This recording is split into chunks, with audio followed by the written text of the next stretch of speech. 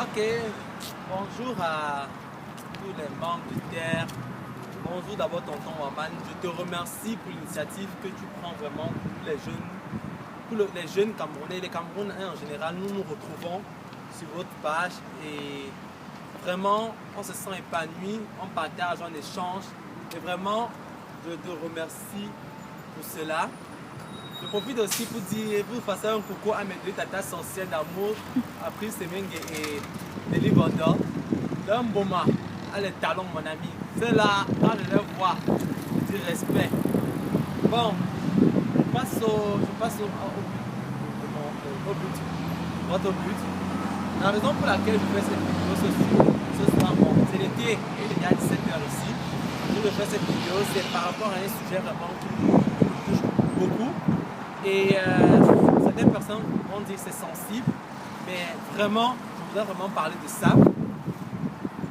Je commence. Personne ne voyage, ne vient en Beng. Ne voyage parce que pour venir ici, devenir Waka, ou Feman, ou n'importe quoi. Parce que c'est que les Camerounais sont les champions pour juger les gens et pour donner les titres aux gens.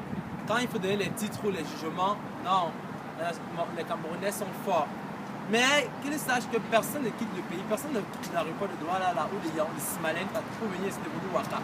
C'est les conditions de la vie qui poussent certains à devenir ce qu'ils sont. Et les gens, c'est facile de juger quelqu'un quand tu n'es pas dans sa peau, connaître ce qu'il vit. Tu dis que quelqu'un est Waka, alors que toi tu es Feman.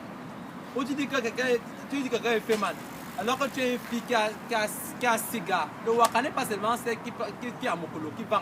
Il y a des gens qui font aussi le Waka déguisé. Donc, c'est facile de juger les gens. Tu es là, tu es marié, toutes les filles de l'université, tu attends l'arrivage en septembre, toutes sont un peu les petites là. Tout ça, tu vas juger une autre personne alors que tu n'es pas parfait. Personne n'est parfait. Nous commettons tous des erreurs et nous faisons tous des choses dans l'obscurité que parfois on n'aime pas que ce soit connu au grand jour. Vraiment, moi, ce qui fait vraiment que je viens vers vous aujourd'hui pour parler d'un sujet qui me touche, et c'est une remarque, un constat que j'ai fait. Ici, l'aide ne va jamais en un sens. On veut toujours, ici en quand quelqu'un aide, il attend le retour. Et c'est vraiment grave. Nous venons ici de différentes manières. Il y a des enfants comme nous qui venons ici étudier et les parents nous prennent en charge. Il y a aussi des enfants que quand ils arrivent ici, les parents les laissent à l'aéroport de Simon et on dit bye bye. C'est fini, quand tu n'as pas de fonds de combien qu'on a donné. Si tu veux, tu pars même, tu dors dans la rue. Ça ne dérange plus les parents. On t'a déjà envoyé. Par contre, d'autres enfants arrivent ici, les parents encore assument, les parents prennent soin d'eux. Et vraiment, c'est pas facile. C'est pas facile de faire dans la peau de ceux qui ont la peine et le chagrin pour connaître ce qu'ils vivent. C'est pas vraiment évident. Et vraiment, il faut que les gens comprennent cela et qu'ils essaient d'améliorer le comportement. Tout le monde n'a pas réussi. Si d'autres arrivent ici, ils ont les maisons, ils ont les voitures, ils ont réussi leur vie. C'est comme d'autres arrivent ici, ils souffrent, c'est pas facile. D'autres arrivent ici sans kaolo, comme on dit. Moi, je ne veux même pas savoir combien on peut pour avoir les kaolo, combien on peut arriver ici sans kaolo. Je ne juge pas les gens, mais j'essaie d'empathir.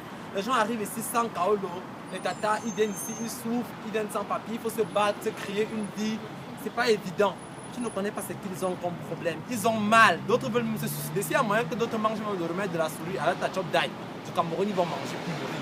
Ils sont dépassés, c'est-à-dire que je suis venu ici faire quoi? La vie les traumatique, ils sont malheureux. Mais il faut qu'ils essaient de garder le coup. Ils ont besoin du soutien des gens. Ils ont besoin il faut te mettre dans leur peau, comprendre ce qu'ils vivent au quotidien. Ce n'est pas facile. C'est vraiment difficile pour ces personnes-là.